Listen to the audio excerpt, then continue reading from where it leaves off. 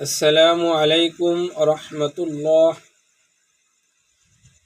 أعوذ بالله من الشيطان الرجيم. بسم الله الرحمن الرحيم. ألم تر كيف فعل ربك بأصحاب الفيل ألم يجعل كيدهم في تضليل وأرسل عليهم طيرا أبابيل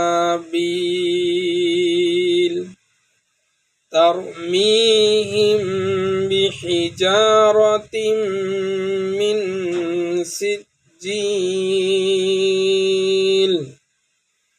فجعلهم كعصف مأكول. صدق الله العظيم.